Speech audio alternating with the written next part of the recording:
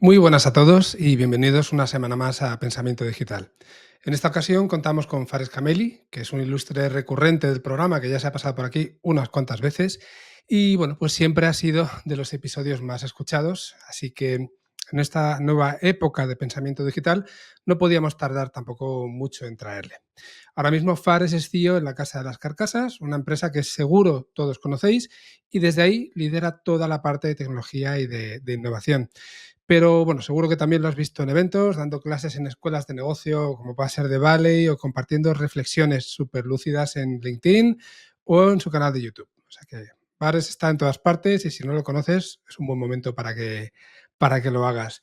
Es de esos perfiles que mezclan muy bien además la visión estratégica con el enfoque maker, por decirlo así, y que además lo cuentan todo de una forma muy clara y bueno, directa y con mucho sentido común. Eso no se lo podemos negar de ninguna manera. Así que prepárate porque la conversación con Fares promete y mucho. Como siempre, bueno, pues yo hago de mero preguntador y trato de que no se nos escapen las cosas más interesantes que nos puedan contar nuestros invitados.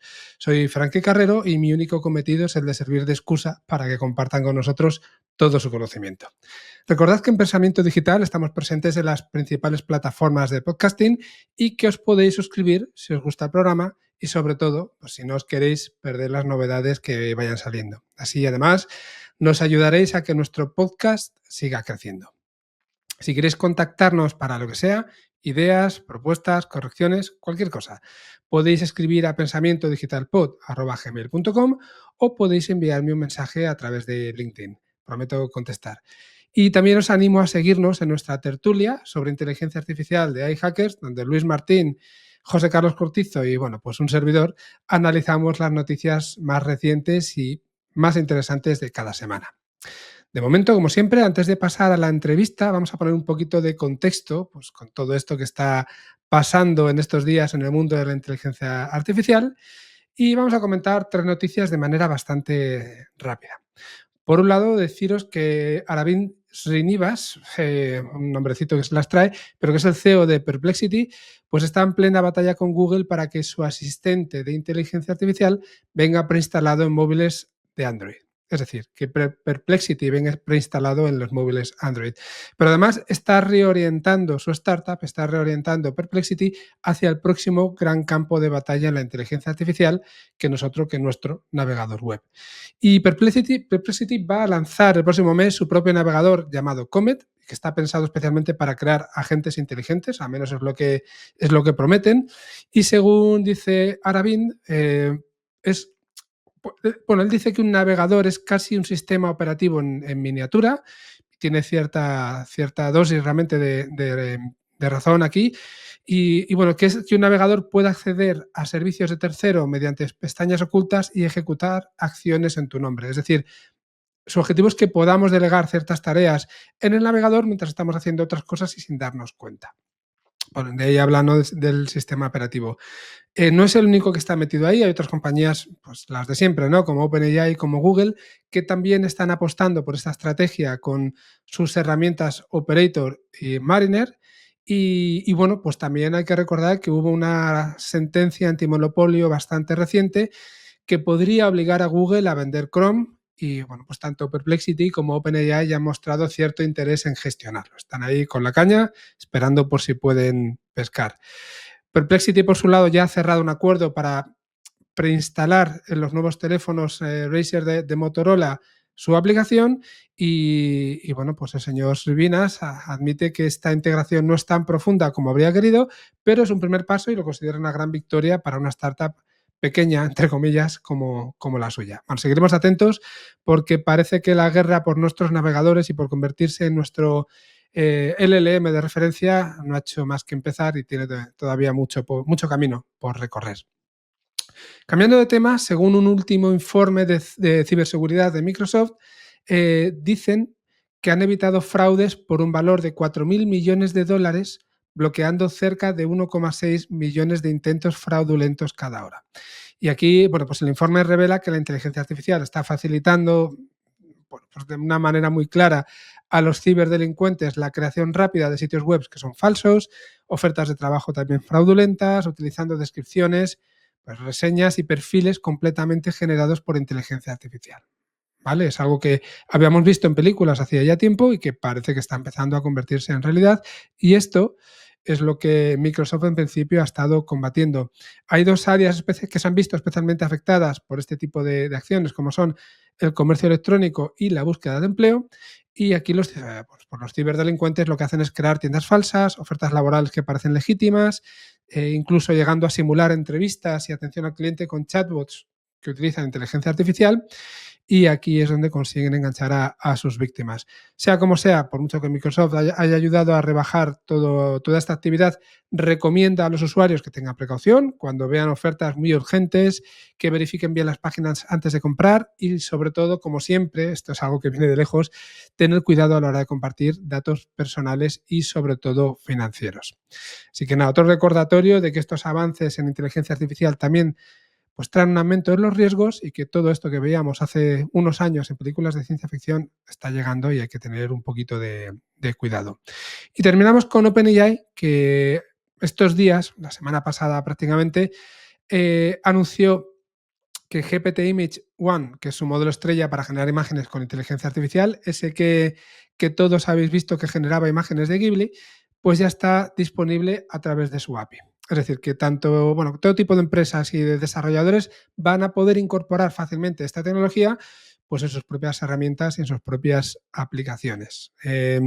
Más allá de estos retratos y escenas y cuadros de tipo Ghibli que vimos el otro día, la verdad es que es una herramienta muy potente que si habéis utilizado pues realmente veréis que es capaz de producir imágenes que son muy fiables, conserva cierta coherencia. O sea, no lo arregla todo, aún le queda un poquillo, pero realmente ha supuesto un paso muy importante y esta posibilidad de acceder vía API pues no ha pasado desapercibido y corrieron ya muy, muy rápido empresas como Adobe y como Figma para integrarlo en sus plataformas y en sus herramientas de diseño.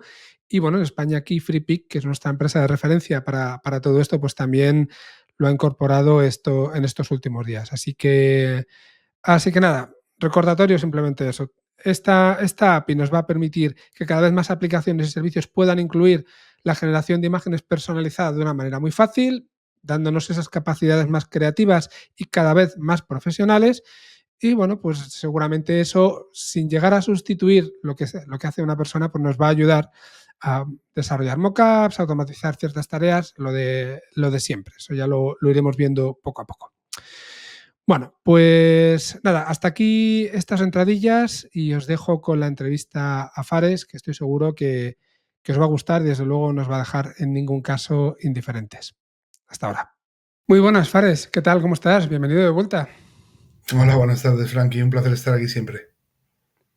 Nada, bueno, ya comentaba antes en la entradilla que eres un mítico del programa. Has estado aquí, pues, yo no sé si es la cuarta o la quinta vez ya.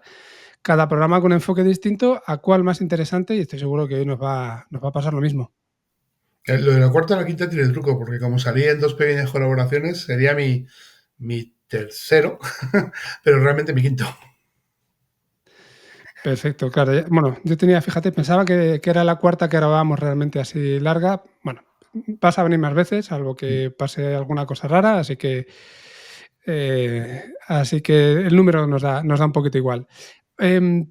Contaba antes en la introducción que eres, bueno, pues una de esas personas que sabe un montón de tecnología, pero que además lo enlaza todo muy bien con el negocio, que es un tema que no todo el mundo es capaz de hacer. Llevan muchos años, ya yo creo más de 25 años metido en todo lo que tiene que ver con transformación digital, inteligencia artificial, e-commerce, innovación, estrategia de negocio también, por supuesto, y sobre todo, que es algo que me gusta especialmente, con aterrizar las cosas para que funcionen de verdad en las empresas. O sea, no es un tema solo de estrategia, sino que llegas, rearmas y consigues que todo empiece a echar a andar. Y es una característica que no todo el mundo es capaz de desarrollar. Así que yo creo que eso se va a ver bastante patente en la entrevista de hoy para el que no te conozca, y eso es para mí una de las cosas que te diferencia. Pero más allá de eso, te quería preguntar qué tal vas, que nos cuentes un poco lo que estás haciendo últimamente para poner a la gente también en contexto. Bueno, ya después de que me llames dinosaurio son 27, ¿eh? No 25, ya son 27, son muchos. Nada, a ver, el tema es que tengo la gran suerte de haberme movido bastante y de que me dejen hacer cosas. Así que, Uh pues -huh. eso, bueno, eso al final es un puntito, ¿no? Entonces, partiendo de esa base, pues ahora mismo soy, mi posición y lo que hago ahora mismo es pues desarrollar la Casa de las Carcasas. Soy el CEO de la Casa de las Carcasas, ¿vale? Que es una posición de la que me siento especialmente orgulloso, porque al final es un tema de confianza de Ismael y especialmente y del equipo en mí, y es un sitio donde estoy desarrollando uno de los proyectos más bonitos que se pueden desarrollar. Una de las pequeñas ventajas es que yo cuando entré allí, entré de consultor, y entré de consultor para e-commerce y para optimizar con IA departamentos. Esas cosas que dices tú, cositas para hacer, ¿no? Y Sí. no es lo que ahora mismo todo el mundo plantea, porque ya hablamos de hace 3 años y medio, ¿no? Es cómo ligar procesos con herramientas, que la IA entra prácticamente en todos, no solo consiguiendo que el proceso se vuelva más útil y más estable, formalizando el proceso, sino además consiguiendo que mejore la productividad y que sea parte del trabajo de la gente. De hecho, una de las cosas que me gusta es que cuando empecé me costaba un montón que usaran ChatGPT o hace varios añitos Copisark o Jasper, alguna de estas, y ahora me vienen de varios departamentos con 4 o 5 herramientas a decirme, oye, queremos implementar esto. Y digo, espera, ¿para qué? La frase del millón, ¿para qué, no? ¿Sabes? Y me van trayendo a mí cosas para que también me ayuden a estar al día, porque evidentemente, pues uno, con todo lo que está pasando y la cantidad de cosas que nos están cayendo, no puedes estar al día de absolutamente de nada. O sea, así que poquito a poco. Efectivamente, si estás al día de todo es que no estás haciendo cosas de verdad, porque al final el día a día te quita tiempo para poder ponerte. Y bueno, lo comentamos muchas veces, la gracia, al menos para mí, de grabar estos podcasts es precisamente que me da una excusa, aunque sea fuera de horas, pero me da una excusa para poder estar un poquitín más al día, solo un poquito, no demasiado. Hoy vamos a hacer un episodio diferente de lo que suelen ser en otros casos. Vamos a tratar de diferenciar un poco entre lo que es real y lo que es hype dentro de la inteligencia artificial, de desmitificar pues, un montón de cosas que se escuchan por ahí, al menos dar nuestra visión y que no hacen, bueno, cosas que no hacen más que despistar además muchas veces. Hemos preparado pues, una serie de temas que vamos a ir desgranando poco a poco y vamos a empezar ya pues, por el primero, así sin mucho más preámbulos. Y lo primero es, hablamos mucho, cuando hablamos de IA generativa, nos viene muchas veces a la cabeza la palabra entender, ¿no? Decir, ChatGPT entiende lo que digo, o Claude entiende lo que ve también a veces, ¿no? Cuando se analiza una imagen. Sin embargo, cuando nos metemos a un nivel un poquito más o bastante más técnico, realmente no parece, o la gente está de acuerdo en que no estamos hablando de un entendimiento real, ¿no? Sino que hay otra serie de elementos por detrás que simulan ese entendimiento. Entonces, si decimos que la IA no entiende, o por qué decimos que la IA no entiende realmente, y aunque parece que sí, o sea, la estamos humanizando cuando realmente hay un proceso tecnológico detrás. ¿Cómo ves tú esta parte? Yo siempre me gusta poner un símil muy fácil, ¿no? ¿Tú entiendes cómo funciona el universo? No, Pero eres no, capaz de no del todo, ya explicar me unas gustaría. cuantas cosas matemáticamente. Podemos explicar la gravedad con un número y una fórmula, podemos cuantificar la velocidad de la luz con unos parámetros que nos hemos inventado, podemos ver un edificio y decir si es bonito o no. Nosotros tenemos una capacidad en la cual extrapolamos y generamos una respuesta emocional e inteligente a una cosa. Una IA no. Una IA, si ve un edificio, lo que estará viendo será la estructura, las vigas, el peso, la densidad. No tiene opinión, no tiene criterio, identifica patrones. Sin embargo, una IA, a la hora de identificar las leyes del universo, jamás se le ocurriría pensar que la gravedad existe, ni se le ocurriría ligar una erupción de plasma solar a la gravedad. Pero nos puede decir cuántas veces ha ocurrido, cómo se ha gestionado y qué impacto ha tenido. Lo que hace la IA más que nada es dar respuesta de estadísticas encontrando, me refiero a la generativa, por descontado, de la que estamos hablando, Sí. dar respuesta de estadísticas encontrando patrones dentro de un proceso. Cuanto más compleja es la IA, más fácil es que encuentre patrones y más difícil es que sean buenos sus resultados. No sé si has probado varias, yo voy a hablar siempre de las que todo el mundo habla, ¿no? Por no meterme ideas de estas raras que miramos nosotros y cosas de esas para probar. Al final siempre hablas de Gemini con Deep Research, ChatGPT, modelo 4.0, DeepSeek, ¿les has hecho una pregunta a las tres? ¿La misma pregunta? Sí. ¿Quieres probarlo? Es impresionante. Cada una de ellas te da una respuesta completamente distinta. Si las leyeras, verías patrones entre las tres, pero no valen para nada. Y si haces una pregunta muy compleja, probablemente DeepSeek te la responda bien. Si haces una pregunta que tenga más contexto, será ChatGPT. Y si haces una pregunta más estadística, Gemini Deep Research.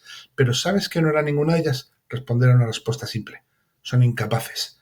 Porque lo que hace una IA es encontrar patrones. Entonces nosotros le estamos dando unos patrones con unos niveles de complejidad y de uso que hace que esas LLMs, en este caso, que nos entienden, sean capaces de, decías antes, me entiende una IA, pues está procesando el lenguaje.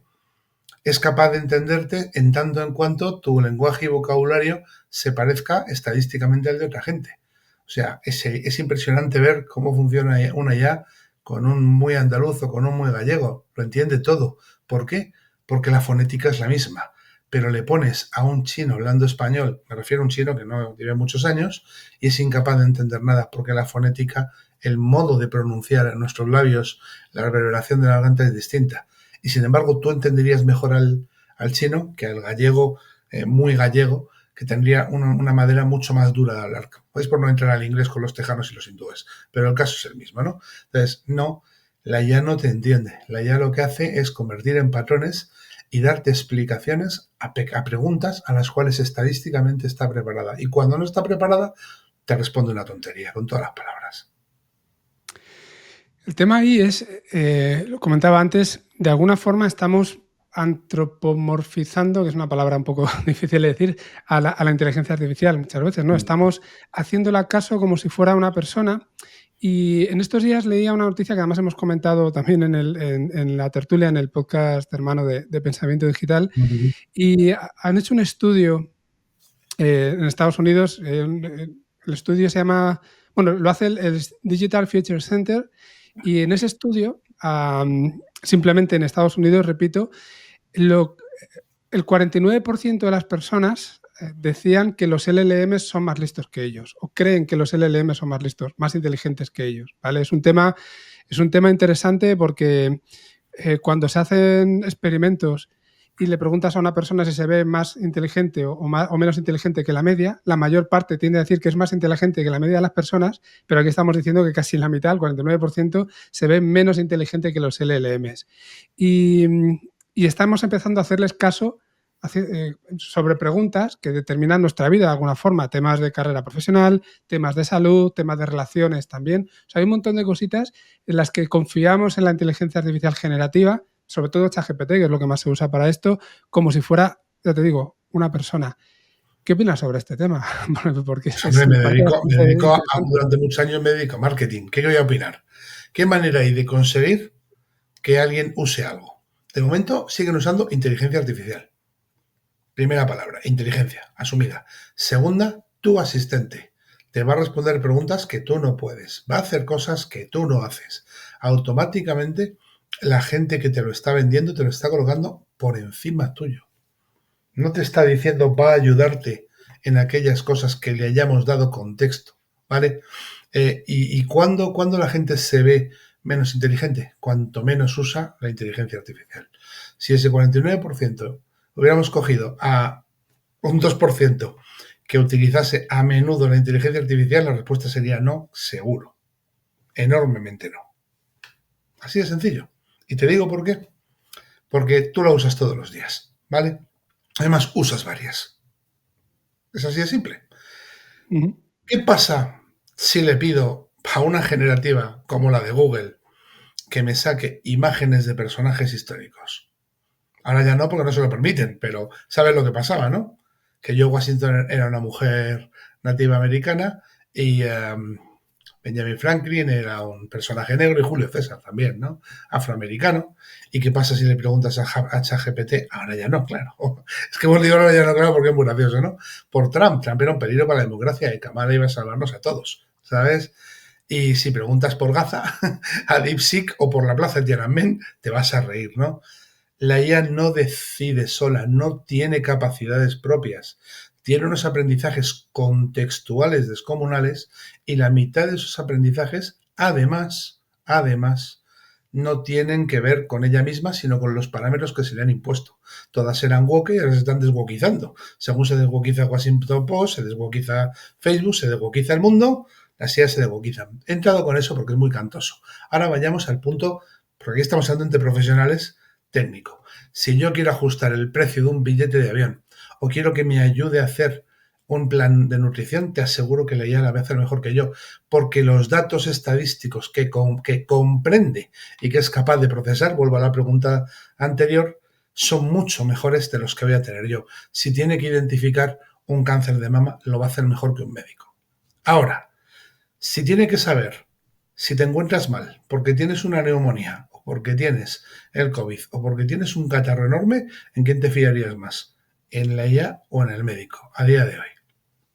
En el médico, porque el médico tiene mucho más conocimiento estadístico subconsciente y mucho más contexto del que tiene la IA, porque la IA puede interpretar imágenes o interpretar datos. Si tu sangre, tu presión, etcétera, diagnósticamente, volumen de estadísticas, le da una posibilidad, lo siguiente que hará será decir, el 75,2% de los varones caucásicos de 50 años de este lugar, con estos puntos tienen esto.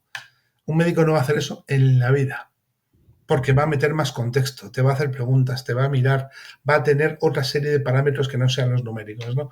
Todavía, y mira que he dicho todavía, la IA no tiene capacidad de contextualización ninguna.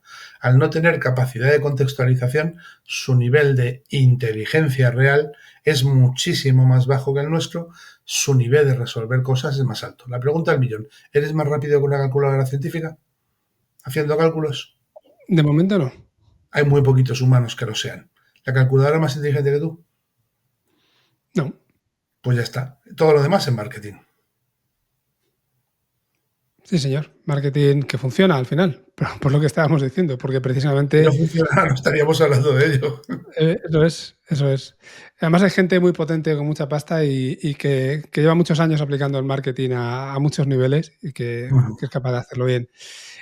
Cambiando un poco de tema, aunque todo esté relacionado, otro de los elementos que caracterizan la inteligencia artificial, más allá de entender, comprender todo lo que estábamos hablando, sería el tema de las predicciones. Y aquí llevamos muchos años utilizando inteligencia artificial, sobre todo por la parte de Machine Learning, de forma predictiva, para predecir sucesos, pero de una forma muy numérica. Cuando hablamos de la IA generativa, la predicción ya toma otro cariz, ¿no? La predicción, en principio, puede ser mucho más amplia y se puede aplicar. De hecho, incluso sin llegar a entrenar un modelo específico, tú le puedes preguntar a ChatGPT que te diga qué va a ocurrir con respecto a no sé qué. Y hemos visto, pues por ejemplo, una de las cosas que fue sonada hace tiempo, a mediados de 2022, cuando ChatGPT llevaba apenas medio añito en el público, por decirlo así, hubo un analista financiero que le preguntó a ChatGPT que predijera cómo iba a ser la economía en 2023 y la contestación fue que en junio de 2023 se iba a producir un colapso financiero global, peor todavía que el de 2008, y que estaría causado por el desplome de un montón de criptomonedas. Y esta predicción, como hemos visto, y por suerte, pues resultó incorrecta. Y sin embargo... No. Eso es lo complicado. No resultó incorrecta. No tenía contexto. Sí, pero al final será por la razón que sea, pero el problema es no fue Muy correcta por sencilla. la falta de contexto. Si no llega a aparecer Trump diciendo que iba a hacer una reserva de criptos y a decir que no iba a haber dólar digital, si el oro digital no se llega a paralizar por el bloqueo que tenemos y si los mercados del oro no estuvieran disparados, ¿vale? Hubiera habido un colapso de criptos, no sé si en junio del 23 o en el 24, pero hubiera habido un colapso de criptos. Total y absolutamente. Es contexto. Tan sencillo como eso, que es lo que hablábamos antes de la estadística versus la inteligencia. Pero el contexto forma parte de los sistemas en general y por eso la inteligencia artificial nunca ha funcionado bien para la bolsa, por ejemplo, porque le falta contexto, Esto ya lo hablamos faltan variables externas. 4 añitos. Lo hablamos cuando hablábamos de por qué las IAs fallaron en la predicción del COVID, ¿te acuerdas? Y Sí. dije que el mejor cálculo que había hecho nadie era el de un chavalito ahí en Asia que había calculado cómo entraban y salían los barcos de pesca de las lonjas y había hecho una relación que era básicamente imposible, la había conseguido y con eso había hecho una predicción muchísimo mejor que ningún modelo matemático por descontar de todas las IAs, ¿no? es contexto. Yo te diría que aquí todo depende de a quién preguntes, porque ChatGPT no deja de ser un LLM y son los modelos especializados los que deben de responder ese tipo de preguntas, con muchísimo menos contexto. Pero volvemos a lo de antes, al final estamos confiando en ellos para tomar nuestras propias decisiones, ¿no? Hay gente que toma sus decisiones financieras en base a las preguntas que le hacen a ChatGPT, que a lo mejor lo que te Pero son responde lo no está mismo que mal las tomaban en articulado. base al RoboAdvisor de Pepito y en base al curso de me voy a hacer millonario en Dubái, por 3.000 euros aprende a invertir. Es que lo que han cambiado es un 10 por otro, básicamente. Entonces, bueno, ¿cómo tenemos que proceder, tú crees, con estas herramientas? Que al final no dejan de ser herramientas y como todas, tenemos que saber utilizarlas convenientemente. Pues lo primero es bajarnos del hype. Todos hemos sufrido un hype, tú y yo incluidos, o que el hype es distinto Sí, sí. según la persona. Bajarnos del hype. El 80% de los proyectos de IA que ahora mismo son una basura, con todas las palabras. O sea, hay un hype y se lanzan a patadas. Es lo que hay. Y hay algunos que son increíbles y otros que son increíbles ahora, en este momento, porque no hay nada similar alrededor y que dentro de un año serán basura, ¿vale? Lo bueno es que hay una serie de 10, 12, 15% de proyectos que van a cambiar el mundo, ¿no? De eso va. Pero ocurre siempre que hay cualquier tecnología nueva. ¿Qué pasa? Que esto es todo como muy revolucionario por una razón muy sencilla, porque los LLM nos han golpeado brutalmente. Pero yo vuelvo a decirte algo, igual que ayer en el 2020 te dije que los modelos GPT lo iban a cambiar todo, ¿vale? ¿Te acuerdas? Uh-huh. Ahora tengo que decirte que el siguiente punto son los modelos especializados. De hecho, lo que ha hecho DeepSeek en el mercado, demostrando que te puedes bajar y entrenar un modelo con la tarjeta gráfica con la que juegas a Counter-Strike sin necesidad de comprar un rastro de 40.000 euros de Nvidia y tener un CPD, es el futuro. Son pequeños modelos especializados que tú puedas entrenar y que sean capaces de hacer pequeñas tareas. Algunas de ellas se convertirán en asistentes, otras se convertirán en predictivas y otras directamente será embodiment, o sea, se meterán en máquinas, da igual que lo llames robot, automatismos, brazos automáticos, etcétera, ¿no? Pero nosotros ahora estamos muy hype, muy alucinados con el LLM porque es brutal la capacidad semántica y lingüística que tiene. Acuérdate que publiqué el otro día mi primer vídeo en Sora y enseguida me entran 4 o 5 a decirme, Sora es un modelo terrible de texto generativo. Digo, sí, soy consciente, nosotros usamos Kling con VO2 y otras cosas. Lo que me ha alucinado de Sora es la capacidad de comprensión que tiene para llegar a fabricar la imagen. Es increíble, no la calidad de la imagen, ¿sabes? Uh-huh. Y eso es algo que tenemos que diferenciar. Los LLM son aquellos que van a hacer, los modelos GPT, que van a hacer que nuestra interfaz con la IA sea brutal. Pero los que van a hacer el cambio en el siguiente bloque antes de que la IA tome un cariz más global y más brutal son los pequeños modelos especializados, que es donde está el futuro. Y de ahí es donde está empezando mucha gente que ya ha visto esto a sacar modelos como si fuera churros, que algunos son basura, otros son buenos, pero porque es ahí donde está el futuro. Tú lo que quieres es un modelo que te diga cómo fabricar estas botellitas, exacta, y no haga nada más, y no quieras saber nada más. Quieres un modelo exacto que te haga un entrenamiento personal para ti en un estilo de vida X, Y, no el típico modelo que le metes datos y le dices tu altura y tu peso y te hace entrenamientos. Quieres especializar los aprendizajes, el contexto y la capacidad de respuesta. Ese es el siguiente punto. Entonces, ¿IA para todo? Sí, pero no la misma. Que es que ahora intentamos que una o dos o tres lo hagan todo, porque estamos en el hype del LLM. Y luego la segunda parte, ¿cómo interactúa eso con nuestras máquinas? Y cuando hablo de máquinas, estoy pensando en robots por descontado, porque es a donde tiene que tirar todo. De hecho, Nvidia presentó el suyo hace 2 días, ya hemos visto cómo ha pegado el salto el de Boston Dynamics, ahora que la IA está media en el patio, ha visto cómo se movía el otro día. Es algo increíble, Uh-huh. ¿no? Y por descontado ya Sí. has visto a las fábricas que ya empiezan a sustituir las manos en tareas muy básicas. Ojo, no vas a ver un fresador robot todavía, ¿no? Pero si empezamos a verlo, decimos, oye, robots, y más allá de robots, dispositivos. Hay muchísimo IoT que ahora mismo solo vale para transmitir datos y una cosa, subir o bajar la temperatura, avisarnos o hacer un GPS. Y eso va a cambiar, va a poder hacer 4 o 5 cosas más o lo va a hacer en conjunto sin necesidad de tirar de un software en la nube, ¿no? Para mí son los dos puntos, ¿no? Y eso nos lleva a una IA muchísimo menos general y mucho más personalizada, modelos muy específicos. No sé si has visto hace poquito el último modelo hype que hay en nuestro pequeño mundo de tecnología, es en el que estamos nosotros y 4 gatos más, porque al final lo demás, lovable. ¿Has visto Lovable? Sí. Todo el mundo tiene un hype con Lovable porque tú le das una idea y hace pequeñas apps programadas, ¿vale? Y de pronto es el centro del mundo. Luego estábamos hablando del Unchained como lenguaje. Claro que yo lo estoy usando, y tú y todos, pero entendamos lo que es. Es un apaño hasta que haya algo mejor e igual de fácil de usar. Lovable te funciona para pequeños dispositivos. Yo no construiría mi negocio a partir de Lovable. Haría MVPs, probaría cosas, testearía. El concepto es que esos modelos especializados ahora están en un punto tan absolutamente básico que tú y yo mantenemos esta conversación. Lovable mola y voy a hacer cosas, pero ni me planteo que el core de mi negocio se meta ahí. Y sin embargo, tú el core de tu negocio lo metes en una solución no code, por hablar de una tecnología también potente, no tanto en el nivel, y lo estás metiendo en Airtable con automatizaciones de N8 N de Make y por delante software. Y no te cortas ni un pelo. Y ahí no hay programación tampoco. Pero esos modelos ya partes de una base, que son bases de datos establecidas, automatizaciones controlables, frontales protegidos. Mientras que Lovable es un código que vete tú a saber de dónde, coge las bases de código, las mete, etcétera. Había un post que decía que Lego mola un montón para hacer una maqueta, pero tú no construyes un edificio de 30 pisos de Lego, ¿no? Pues estamos ahí, ¿no?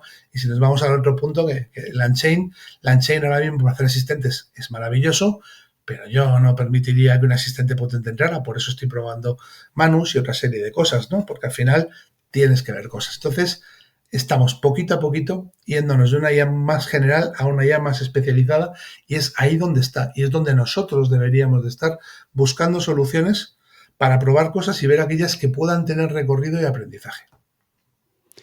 Vale, me has abierto muchísimos melones que vamos a ir poquito a poco, a lo mejor entrando en cada uno de ellos.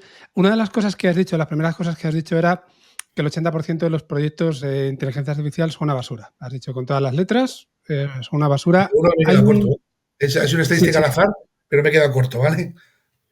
Leí hace poco, creo que era en el Español, si no recuerdo mal, una noticia que decía que, bueno, pues lo de siempre, que la burbuja de la inteligencia artificial empieza a pincharse y sobre todo que están empezando a descender las inversiones y se paralizan proyectos y tal. Y venía a decir que más o menos la cuarta parte de las empresas españolas que se habían metido en inteligencia artificial habían parado estos proyectos, que como que 2/3 más o menos está reduciendo su inversión en inteligencia artificial.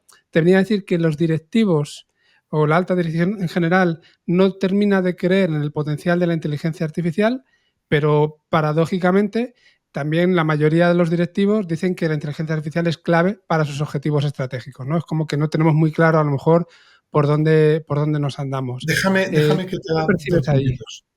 El Sí. primero, el artículo en español también lo leí, pero el artículo en español le faltaba contexto. Supongo porque el Uh-huh. lector del español no lo puede entender. ¿Por qué separan los proyectos? Porque no están generando IAs. Están cogiendo IAs que ya están generadas y metiéndole una o dos capas por encima e intentar venderlo eso como un proyecto. Y cuando vas a inversores que esto ya lo rascan y lo ven, ya no pican como hace 2 años, y dicen, es que me estás vendiendo tu GPT con un frontal por delante. Eso no es un proyecto de IA sostenible en el tiempo, ¿vale? O me estás vendiendo un modelo que te has bajado y le has metido 4 toquecitos y me lo sacas aquí construido como un Frankenstein. Entonces, se está parando la inversión porque los inversores quieren invertir en IA y en proyectos de IA, no en recauchutados. O sea, si te cojo los caramelos de la bombonería de la esquina y les pongo un envoltorio de lint por encima, eso no es un proyecto de IA, aunque sea un proyecto de caramelos, ¿no? Y luego la segunda parte. Los directivos dicen eso, como hace 5 años o 6 decían, bueno, como hace 10 decían que había que irse a la nube, como hace 5. El tema es que ahora mismo, si no dices que inviertes en IA, hablando mal y pronto, eres tonto, ¿vale? Pero ¿por qué no se creen las cosas? Porque como no conocen ni saben, y te lo digo porque yo dentro de poco voy a dar una mesa para CIOs y hablo mucho con otros, y en la parte que he estado durante años de consultor, saben que esto es importante, pero no saben por qué. Igual que la impresión 3D. Saben que era importante, pero ¿quién la está usando? Pues aquellos que ya tienen aplicaciones específicas que valen para ello, ¿sabes? Entonces, y claro que desaceleran, porque cuando los proyectos vienen y empiezan a ver cifras y costes, se asustan. Tú lo sabes perfectamente, dirigirse una Uh-huh. compañía de eso. Además, habéis hablado con gente del entorno en el que yo estoy, y su problema es que todos quieren hacer cosas, pero no quieren afrontar el riesgo y el coste que esas cosas supone, y lo que quieren es poder empezar a meter la IA en esos procesos, pero empezar a meter la IA en esos procesos sin una inversión acorde no se mueve. Y entonces, ¿qué pasa? ¿Dónde se invierte? En aplicaciones y empresas que llevan 8 o 10 años ya funcionando con IA y son solventes. No es lo mismo, y porque estoy en retail lo voy a decir, meterte una aplicación de predicción de compras o de predicción de aprovisionamiento que llevan 8 o 10 años funcionando con IA y van como Sí. un tiro, y si le tienes que meter 250.000, no te asustas porque sabes que te funciona a ti y a otros 100, que meterte a hacer un asistente para responder las llamadas de tu call center que va por porcentaje y que no te puede asegurar nada porque es una tecnología que lleva un año funcionando. Es que no es lo mismo, ni de lejos, ¿vale? Entonces, no es que haya falta de confianza por parte de los directivos, es que saben que tienen que hacerlo porque se lo dice el mercado, ¿eh? Que esa es la diferencia que dices. ¿Qué tienes tú de diferencia? Pues que yo sé que tengo que hacerlo porque tengo que hacer cosas con ello, no porque me lo diga el mercado. Y luego otros tienen que hacer cosas con ello, pero les falta conocimiento, les falta capacidad y sobre todo lo más importante, que cada uno de ellos va a tener que asumir el riesgo de meterse en ese tipo de proyectos y entonces a qué van a tecnologías que están muy desarrolladas, que ya funcionan y cuando pones algo de eso, lo que se dice innovador no puede ser. Lo que serás es tecnológicamente más eficiente de lo que eras antes. ¿Y cómo crees que podríamos de alguna forma ayudar a los directivos a ver todo esto de otra manera? ¿Qué necesitan? ¿Necesitan formación? ¿Necesitan conocimiento? ¿Necesitan mejores asesores, por decirlo así? ¿O que la tecnología esté Necesitan todavía más madura? ¿Cómo lo dedicarle ves? tiempo y que la gente no les cuente rollos, ¿vale? De hecho, sabes que llevaba un tiempecito que... No sé si nos hemos quedado colgados, por eso me paro un segundo. Te has quedado colgado, ahora vuelvo. ¿Vale? Sigue, tú sigue, no te preocupes. A ver, vuelvo. 1, 2, 3. Como te comentaba antes, aquí hay dos partes que tenemos que tener en cuenta. La primera es que necesitan conocimiento y eso va a tardar un poquito de tiempo. Te digo porque este año me están invitando a un congreso tras otro a contar lo que hago. No me invitan porque sea más listo o mejor o sepa más de IA que gente como tú o gente que ha llevado proyectos más grandes o más potentes en empresas como pueda ser, porque estoy en retail, Inditex o Mercadona. Me están llamando porque yo he hecho cosas en una empresa de tamaño mediano y cosas en empresas pequeñas con muy poquitos recursos que son muy relevantes. Y lo que quieren es que cuente, porque es lo que me están pidiendo en todos los sitios, cuenta casos que ya llevan recorrido en el tiempo y que funcionan y que solventan una necesidad hechas con IA y en los que no has tenido que meter a tu compañía por 3 años en ello, ¿vale? Es lo que me están pidiendo. Y esto es lo que van a pedir cada vez más. Mientras llegue el directivo de la compañía de tecnología X que el año pasado vendía nube y ahora vende IA, a explicar cosas que jamás han hecho en proyectos que tienen recorrido a 2 años, estamos perdidos. Cuando ya exista mucho contenido y muchos ejemplos de otros CIOs o CDOs que ya han hecho cosas con poco dinero. Cuando digo poco me refiero respecto al concepto empresarial. Yo tengo soluciones que han costado 10, 12.000 euros, soluciones que han costado 6 y tengo una que ha costado 350.000, ¿vale? O sea, pero estoy hablando de las que van de las de 10, 12.000 euros y de las de 30.000, las de 50 incluso. Las soluciones que cualquier empresa, cualquiera que tenga que meterse en esto se puede permitir. Cuando empieces a tener 10 o 12 o 15 personas que no las venden hablando de ello, porque el problema es que las personas que las vendéis sois lo que habláis de ello. Entonces, ese punto no es que genere desconfianza, pero sí que genera un ¿y tu cliente qué dice? Porque esa es la pregunta del millón. ¿Y tu cliente qué dice? Porque yo siempre recordaré, porque venimos de marketing, que te decían, esta campaña ha sido un éxito, ahora se ha recibido no sé cuántos premios. Y decías, pero si todo el grupo ha cogido y está haciendo otra cosa y tú el año que viene te van a obligar a hacer otra cosa, pero es que si no dices que has ganado 2 premios por una campaña que no ha generado dinero, te cortan la cabeza. Entonces, claro, no es muy creíble que alguien te diga que todo ha funcionado bien como referencia a un proyecto de alguien que te lo está vendiendo, porque no puedo decir así un fracaso y me lo he comido, ¿no? Entonces, lo que hace falta es más contenidos de empresas, ya sea de que venden, pero que pueden enseñar el producto gestionado, no un PowerPoint, y en este caso yo ya no estoy en la parte de venta, estoy en la parte de cliente y de clientes que contemos cómo lo estamos haciendo para que se lo empiece a creer la gente. Y cuando se lo empiecen a creer, esa dinámica se va a mover. Vosotros sois pioneros, estáis ahí, tú sabes la resistencia que te encuentras y sabes que siempre es la misma. Límites presupuestarios o que no se fían y quieren hacer las cosas modularmente, y al hacerlas modularmente hay cosas que no son posibles y no son factibles, ¿vale? Y seguramente te encontrarás alguno más que te dice, pero ¿esto quién lo ha hecho antes? Pues nadie, porque me estás pidiendo un modelo especializado. Han hecho cosas similares, pero nadie ha hecho antes. Y si no son esas las 3 preguntas que te encuentras siempre, algo me he perdido en los últimos 27 años. Totalmente. Estaba dándole vueltas mientras hablamos.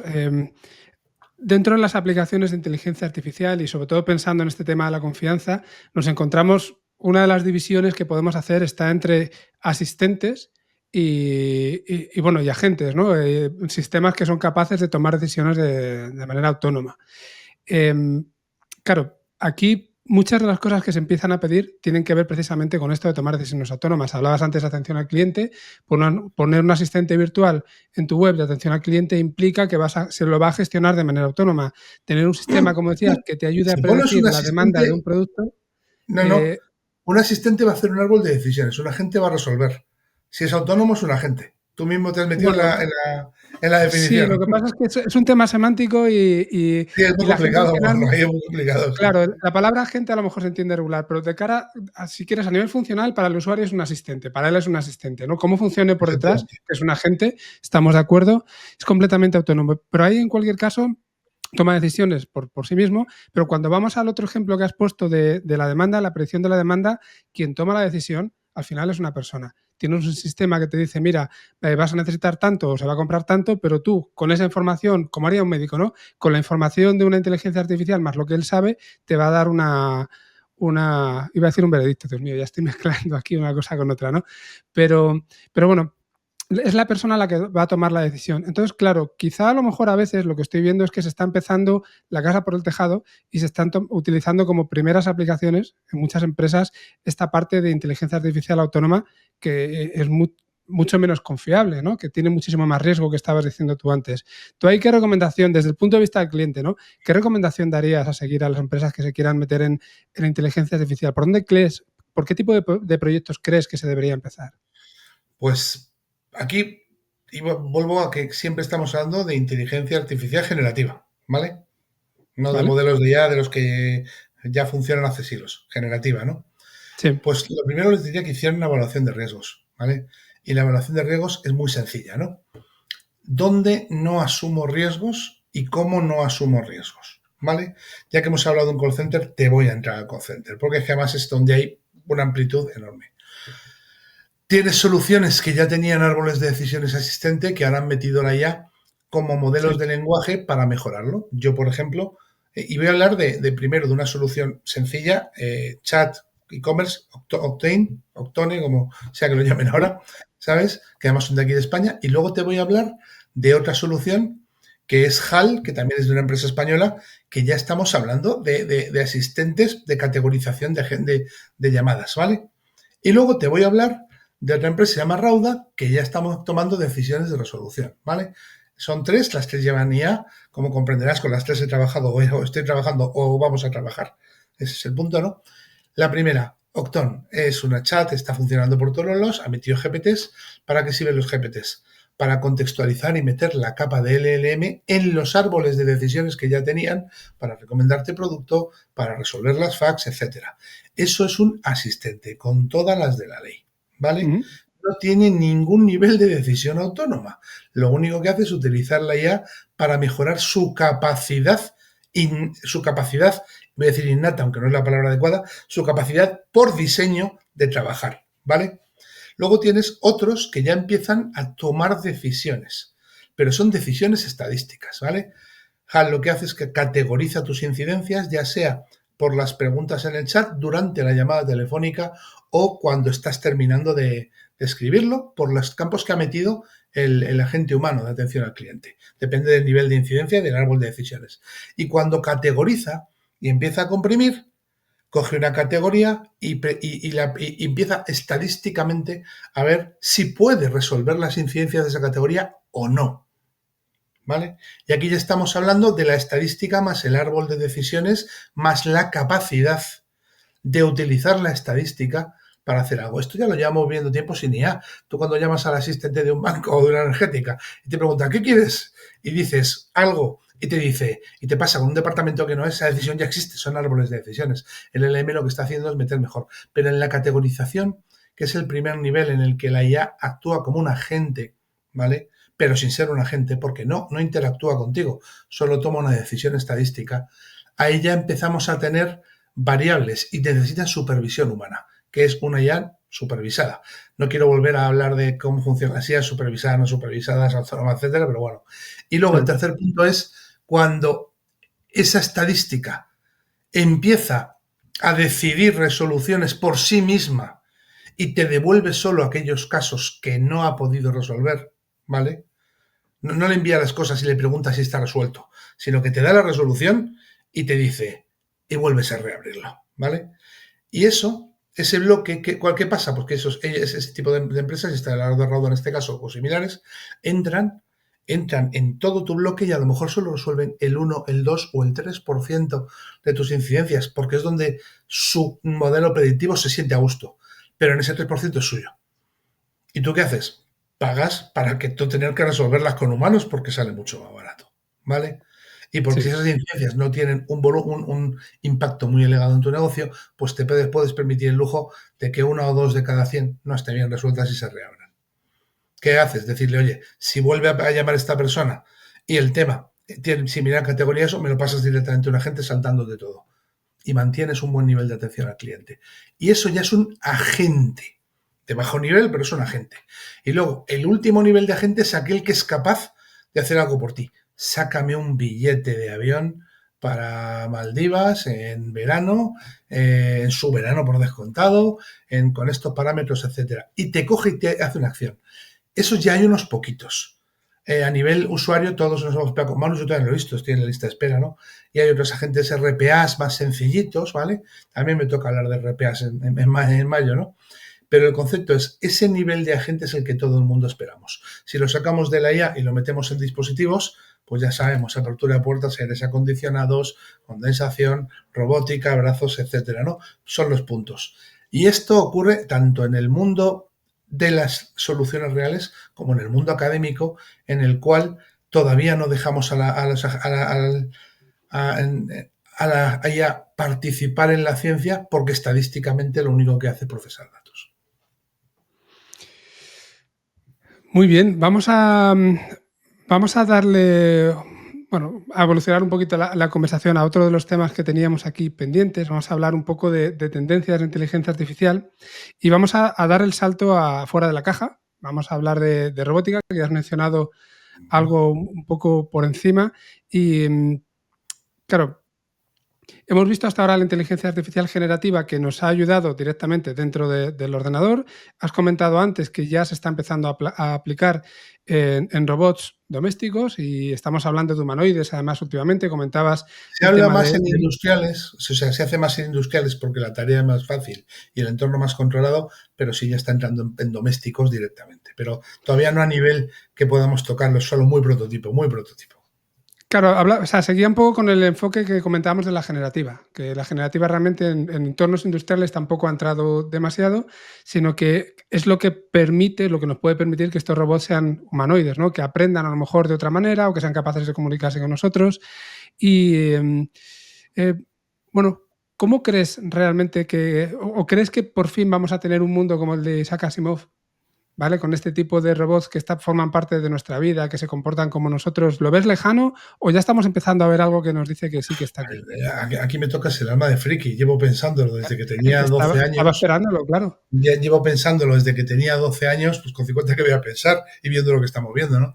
Vale, ya el que esté lejano o cercano, pues me estás pidiendo que haga ciencia ficción. O sea, ¿tú sabes lo que va a pasar dentro de 3 años? Porque a mí si hace 3 años me llegas a contar dónde estamos ahora, no te creería. Con todas las Pero tú palabras. hablabas antes del contexto. Con el contexto actual, viendo el ritmo, viendo las cositas que están empezando a ocurrir, Vale, te da la te voy a dar impresión... tres puntitos, ¿vale? ¿Tú te acuerdas que hace ya unos añitos que veíamos los robots de Amazon o de Alibaba ahí corriendo en los almacenes y un tío tirándoles cajas en las manos porque eso no lo podían hacer? ¿Y has visto a los robots de Amazon bloqueándose a sí mismos porque son Sí, incapaces de saber por dónde salir? sí. Eso es donde la IA va a entrar. al segundo o tercer bloqueo, la IA va a decir, hasta aquí, hasta aquí. Y uno de los dos va a tomar la decisión de no continuar con el programa, ¿vale? Ese es el primer punto industrial. La generativa va a permitir que se salgan de los parámetros básicos de la programación estándar, hasta donde les deje su programación, ojo, no estoy hablando de punto. ¿Qué esto dónde nos lleva? Nos lleva a esos robots humanoides de las fábricas de Volkswagen que ponen tornillos, ¿vale? Todo el mundo piensa que ponen tornillos. No, es la primera vez que hay una interacción manual humanoide real. Y el de Tesla, más allá de ser un juguete y moverse, ya hace interacciones, ¿vale? Hubo uno que el día se escapó y se fue a pegar a alguien. No porque no le quería pegar, los robots no tienen intención de pegar.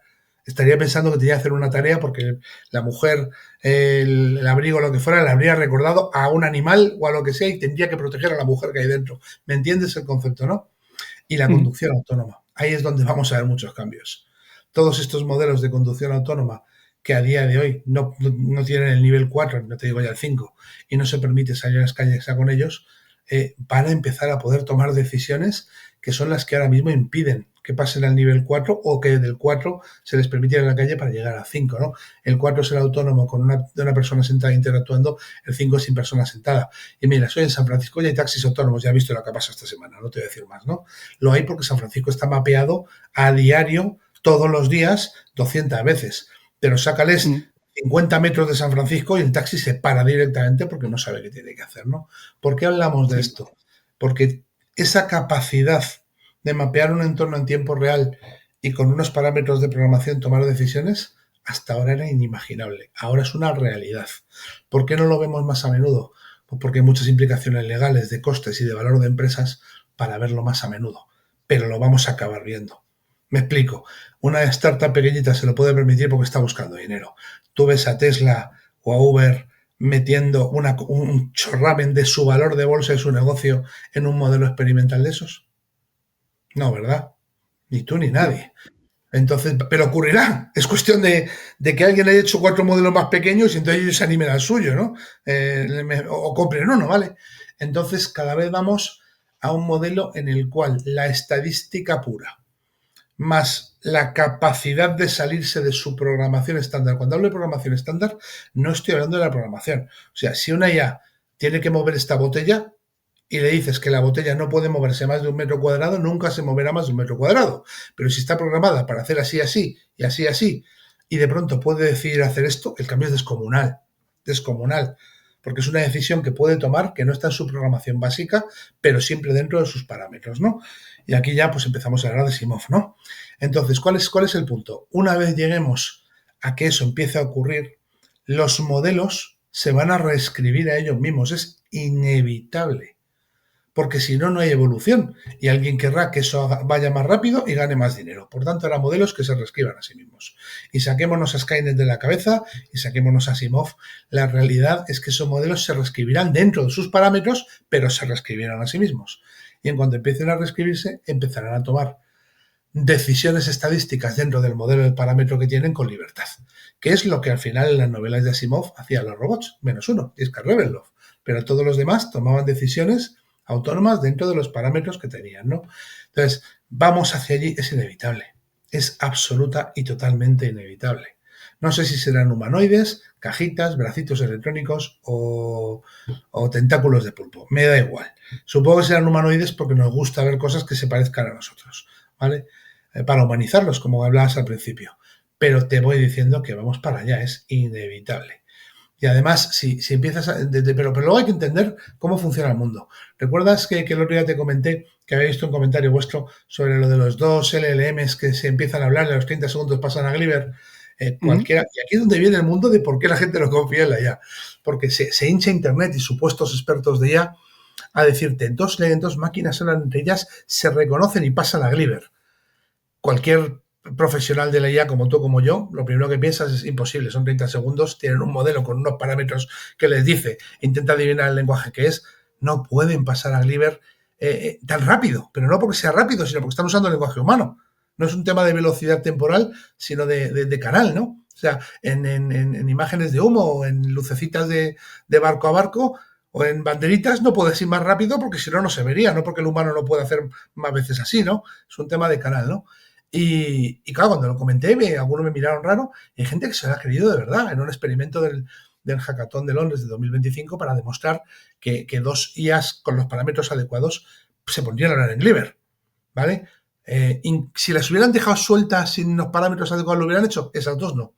Pero a lo mejor alguna, tras horas y horas de lenguaje, se hubiera dado cuenta y hubiera tomado la decisión. Ya empezamos a hablar de hasta dónde llegan dentro de su cajita, ¿no? ¿Vale? Pero no pueden tomar esa decisión. Y ahí está la pregunta. A día de hoy tienes que prepararlo en un experimento para que esas dos acaben hablando en Gliber. ¿En qué momento empezarán a hablar en Gliber en cuanto detecten que son dos IAs? Esa es la pregunta. ¿En qué momento se saldrán del parámetro base, pero nunca dentro de su caja de parámetros, para seguir comunicándose entre ellas? Cuando eso ocurra, estamos ya en ese punto. Hasta el momento, comentábamos antes, todas las interfaces con las que tienen que lidiar los robots son interfaces que estamos imponiendo los humanos. Al final, en parte los robots tienen que ser humanoides o similares porque para poder accionar sobre el mundo lo están haciendo con objetos que tienen forma y que tienen una, pues eso, una manera de funcionar que hemos impuesto nosotros, entonces se tienen que adaptar a nuestras herramientas, nuestras manos, nuestras pies, nuestra forma de alguna manera. En el habla hasta ahora ha pasado igual. Pero bueno, eso no implica que en un momento determinado se pueda llegar a... A ver, cuenta. Tienes una Que no memoria estás muy de acuerdo. corta. Hace 3 añitos, 2 años y medio, Google tuvo que apagar sus IAs porque se pusieron a hablar entre ellas y no sabían de lo que estaban hablando. Pero yo no estoy hablando de habla ahora mismo, estaba hablando de No, no, interactuación con el lo mundo que te real, estoy ¿vale? explicando, Interacción con el mundo real. es ese punto. En el momento en que tú, en el que las IAs sí que tienen esa capacidad, como tú bien dices, las estamos adaptando a nuestro mundo.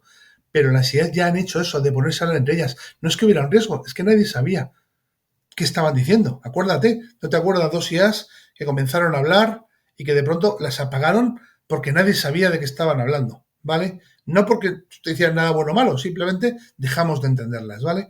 Y que salió un ingeniero de Google diciendo que les habían cortado en la comunicación, bla, bla, bla, y el robotijo aquel que respondía que odiaba al mundo y era xenófobo porque le habíamos enseñado, ese robot con cara humana que plantaron, ¿no? O sea, el tema es que todo eso de pronto ha desaparecido. Marketing, ¿eh? Está desaparecido Internet, intenta buscarlo. Lo han borrado del mapa porque estamos aquí. Pero es que los robots y la inteligencia artificial ya, incluso los modelos que usamos, tienen esas capacidades. Lo que pasa es que ahora tienen los parámetros muy ajustados, que es una de las razones por las cuales su aprendizaje va más lento de lo que pensamos. Ojito, cada vez les atizamos modelos más rápidos, me da igual que lo llames 4.5 de GPT o versión 2 de DeepSeek, le metemos más chips cuánticos, que ya hay un par, le metemos tarjetas, le metemos memoria, le hacemos mini reactores nucleares para que les alimenten los CPDs, pero las seguimos teniendo cogidas con las bridas, independientemente del entorno y del modelo. Y por eso los aprendizajes son tan lentos, entre comillas. Totalmente, totalmente de acuerdo. También te digo, al final se trata de que, o sea, esa autonomía que estábamos comentando antes, ahora mismo lo que tú dices, las tenemos cogidas con bridas. En un momento determinado, si dos máquinas se quieren poner a hablar entre sí en un lenguaje que nosotros no entendamos, una de ellas no tiene más que definir ese lenguaje, pasárselo a la otra y a partir de ahí pueden hacer lo que quieran. Con ese caso que me estabas poniendo de Google de hace un tiempo, yo no me llegué a creer tampoco que eso fuera real del todo. No sé hasta qué Da igual, punto no, se no es estaban importante si no lo entendiendo. creemos o Nosotros no. no las entendíamos, pero entre ellas tampoco sabías si se estaban entendiendo de alguna manera. No sabías si Ahí tenías... está. El tema es que ya hablamos de ciencia, eso era un experimento de ser científico. Se salió de los parámetros y decidieron apagarlos. Más allá de todo el lío que hubiera, lo que trato de explicarte es que ya ha habido dos IAs que se han salido de los parámetros. Uy, seguramente más, pero por... Claro, vuelvo a lo de antes, las estamos antropomorfizando de alguna forma. ¿Es por decisión o por un error o por una casualidad o por... Porque al final ya sabemos todos que las IAs fallan, no te voy a decir más que una escopeta feria, pero sí en un porcentaje cada vez más bajo, pero un porcentaje alto de situaciones. Y eso puede ocurrir perfectamente, que fuera debido a un Vuelvo, error más vuelvo que otra a cosa. la primera pregunta que me hiciste. ¿Qué son las generativas a día de hoy? Estadística. Datos estadísticos, claro. Si la estadística falla, porque la estadística falla, las IAs van a fallar. Y reducir Sí, sí. el fallo es lo que la generativa puede hacer por encima de la estadística tradicional, nada más. Avanzamos porque había otra pregunta que quería hacerte. al final, otro de los futuros, ¿no? Hacia los que vamos, y algunos nos podemos oponer más o menos, no digo que sea yo, hablando de los humanos, pero al final vamos a llegar a un punto en el que a lo mejor la inteligencia artificial a un nivel personal te va a conocer mejor que nadie. De hecho, ahora mismo una inteligencia artificial que tenga acceso a todo lo que ocurre en tu móvil, pues igual te va a conocer mejor de lo que te conoces tú, o casi, o que de lo que te conoce mucha gente que está a tu alrededor, ¿no? Eh, ¿Tú eso cómo lo ves? ¿Lo ves peligroso? ¿Crees que puede ser útil? ¿Tenemos que empezar a poner cierto orden ya ahí? Aquí ya estás hablando de temas éticos, que esto ya tiene mucha tela, porque no es lo mismo la ética para ti que para un chino, que para un japonés, que para un africano, ¿eh? Ojito, ¿eh? Entonces, Totalmente. Es un tema ya si cultural, la efectivamente. culturalidad intenta aplicar la misma ética para alguien que practique el Islam que para alguien que practique el budismo, ¿vale? Vamos, pero voy a intentar racionalizar la pregunta dejando la ética a un lado e intentar dar una respuesta lo más objetiva posible. He querido decir eso porque al final no es una opinión personal, es como debe de ser. En el episodio 20 que grabamos allá por el 2019 o 18, os decía que cualquiera que llevara un trasto de estos le había dado más información a Samsung que a su médico, o a Apple o a quien tocara, ¿no? Usos y abusos de la inteligencia artificial, ¿no? Y hablábamos de China, por un lado, ahora nos lo está haciendo Europa, el euro digital, etcétera, ¿no? El control, ¿no? ¿Cuál es el punto? El punto es, ¿hasta dónde te conoce tu IA? ¿Vale? ¿Hasta cuántos datos y parámetros estadísticos has entregado? Por ejemplo, yo cojo el móvil de mi hijo, se lo quito cuando se terminan sus horas, lo apago y cuando se apaga arranca el Google Assistant y me dice, prueba a decir algo, pon música relajante. Porque yo al otro asistente, al de Amazon, le digo que le ponga música relajante para dormir.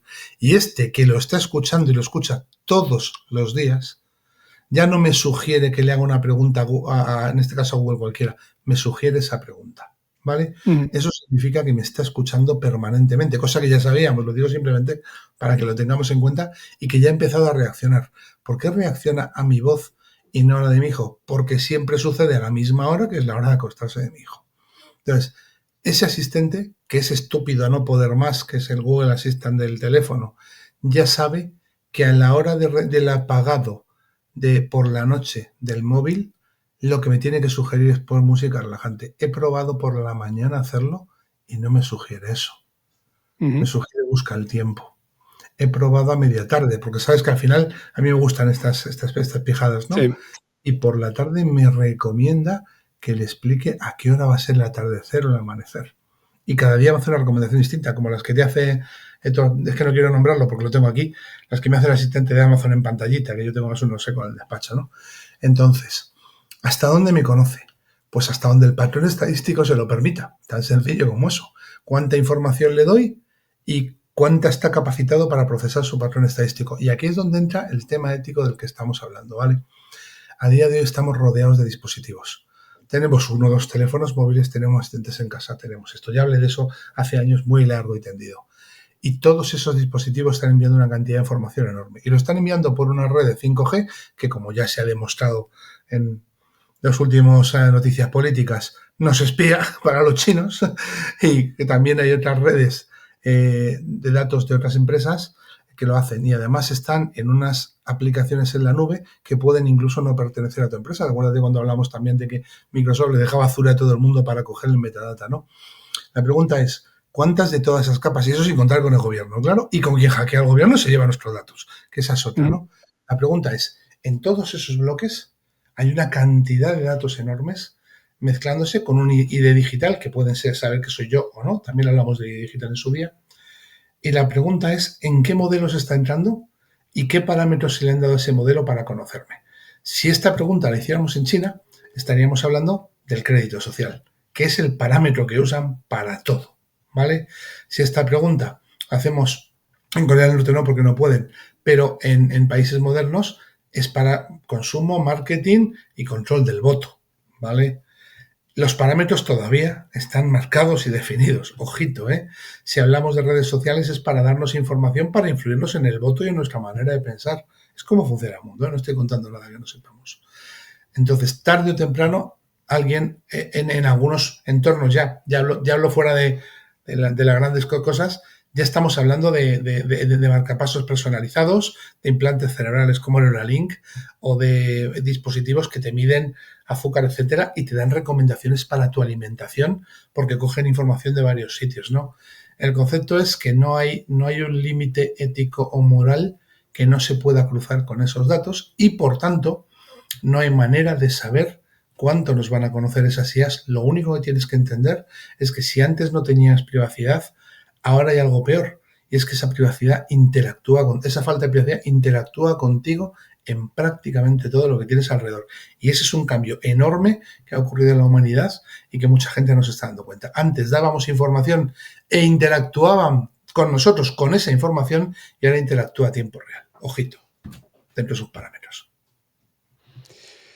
Muy bien, no, desde luego es un tema peliagudo, con muchas derivadas a tener en cuenta. Y bueno, yo creo que ha quedado bastante clara tu opinión ahí. Vamos a ir terminando, Fares, que no te quiero quitar tampoco, llevamos ya casi una hora.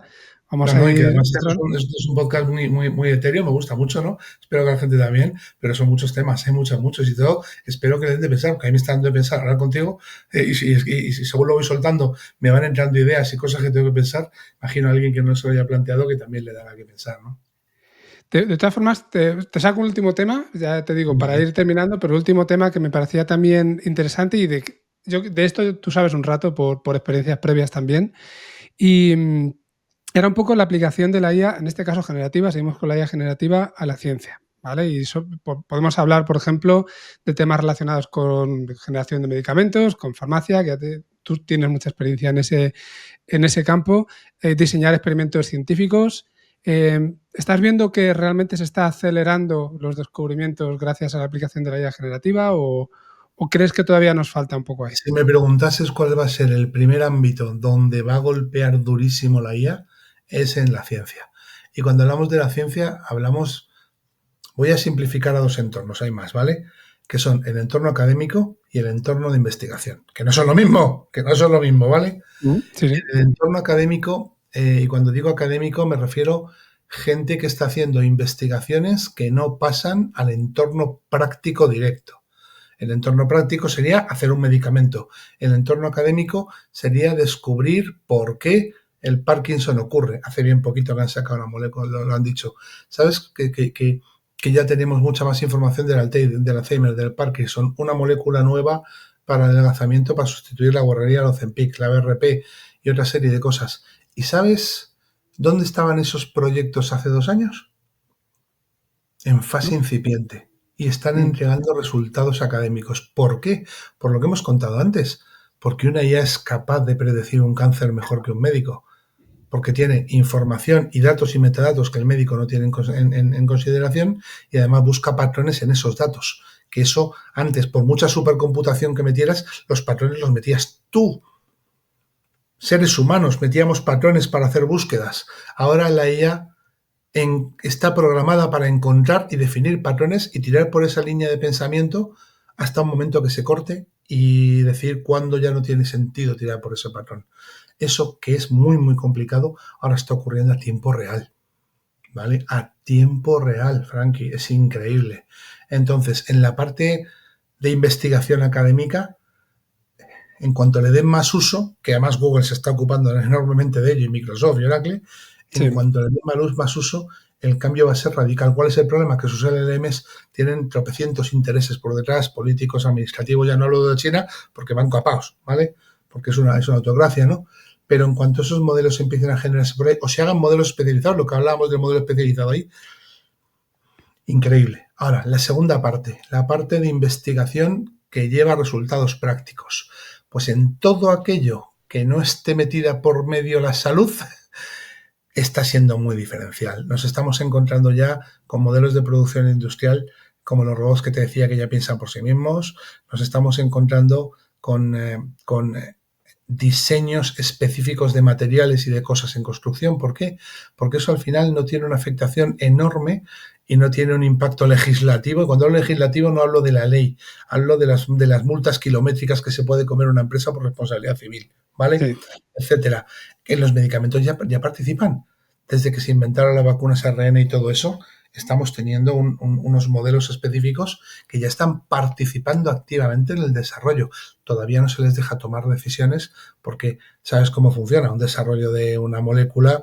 En cuanto lo patentas, 15 años, historias, hay mucho dinero en el medio, pero es cuestión de tiempo. Entonces, ¿cuánto está afectando? A mí yo lo que echo de menos es que los investigadores empiecen a entender cómo funcionan las IAs y los usan. Si vas a los investigadores de prácticamente cualquier sitio, siguen siendo ratones de laboratorio que llevan haciendo investigaciones igual 20 años y cuesta cambiarles. La gestión del cambio también tiene que ocurrir ahí, igual que ocurre en las empresas. ¿Qué sucede? Que las empresas tienen resultados económicos y te obligan a la gestión del cambio y los investigadores no. Por eso vamos a notar, igual que vamos a notar más los efectos, sobre todo en la investigación que esté ocurriendo bajo parámetros subvencionables de empresa privada o con resultados privados. He entrado con varios de medicina porque se hacen en universidades que reciben financiación de los laboratorios farmacéuticos por hacer descubrimientos. Entonces ahí van a entrar allá corriendo, porque si no se acabó. Si intentas que eso se haga con dinero público de un Estado, no va a ocurrir ni en esta vida ni en la próxima, ¿vale? O sea, ocurrirá, pero me explico, porque les arrastrará la marea, ¿no? Y para mí creo que entramos en un nuevo modo de la ciencia. De hecho, si tú ahora mismo coges un escáner de estos de libros que son como una X que meten el libro, pam, pam, pam, y cogieras libros históricos antiguos e hicieras un análisis de la historia con un contexto básico, descubrirías que la historia, y te estoy hablando de la historia porque es algo muy etéreo que ha ocurrido y que está súper modificado. La historia la escriben los vencedores y hay veces que se reescribe a tiempo real, como está pasando ahora con todo lo woke, ¿no? Se reescribe a tiempo real. El concepto es, se están reescribiendo la pandemia y la hemos vivido hace 4 años, no te quiero contar, hace 100, ¿no? Hay amor histórico, y por hablar de España. Es vergonzoso cómo reescribe la historia. Imagínate si pudiéramos parametrizar la historia escrita y enterarnos de las cosas. ¿Has visto, supongo, la noticia del día para nosotros, las estructuras gigantes debajo de la pirámide, no? No, no he visto eso. ¿No lo has visto? Pues todo el mundo hablaba de que la única manera de mantener eso así, por más que dijéramos sin extraterrestres, era con tabiques bajo las pirámides de un tamaño descomunal, pero nadie se planteaba que lo hubieran hecho.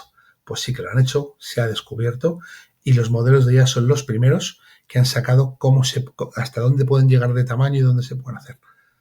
Eso sin un modelo de IA estaríamos 10 años de testeos, historias, o que tuviera que viniera alguien muy flipado y lo descubriera porque tienen una experiencia, una capacidad y un golpe imaginativo de la Isaac Newton. La IA en un día nos ha dicho posibilidades, tamaño, uso, etcétera, de un descubrimiento arquitectónico que hace 5 años no lo hubiéramos sabido hasta meses después, meses, y además con todas las teorías por detrás de arquitectos, geólogos, egiptólogos, historiadores, que por descontar no tendría ningún sentido porque requiere un conocimiento que ninguno de ellos tendría en grupo, ¿vale? Y los grupos de investigación tardan años en montarse, financiación, objetivos, ¿no? O sea, para mí el gran salto va a ser en la ciencia y en la industria, pero sobre todo en la ciencia. Pues yo creo que no hay mejor manera de terminar el podcast así por todo lo alto, porque lo que acabas de contar, ya te digo, no lo conocía y nos deja bastante claro el tipo de cosas, sobre todo es ese concepto de cosas que los humanos hasta ahora no éramos capaces de hacer y que con esta herramienta, en este caso concreto, sí somos capaces, ¿no?, de solucionar. Fares, te agradezco muchísimo que te hayas vuelto a pasar por el programa. Evidentemente, ya lo hemos comentado, siempre que tú quieras, esta es tu casa y va a volver a pasar. Y bueno, te mando un abrazo muy fuerte.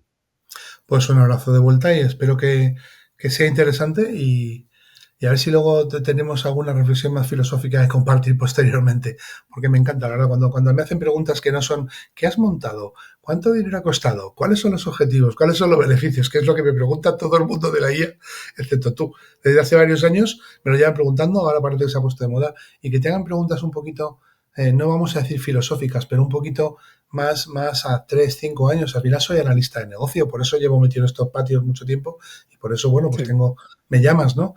Entonces, cuando te hacen esas preguntas y ese es cómo funciona el podcast. Tú haces preguntas, yo respondo y según voy respondiendo se me van ocurriendo cosas. Tú me haces una pregunta que no sabíamos que me ibas a hacer y yo tengo otra respuesta y al final, pues este tipo de cosas, si son una reflexión positiva, yo me alegro muchísimo siempre de tener una interacción contigo y solo espero que sea útil para la gente que lo escuche. Seguro que sí, que luego es el podcast, son los episodios que más se escuchan siempre, ya lo sabes tú, o sea que eso es que tiene impacto. Pues muchísimas gracias, Frankie. Bueno, pues muchas gracias, Fares, y ya me despido de todos vosotros también. Hasta el próximo episodio, dentro de un par de semanitas. Hasta luego.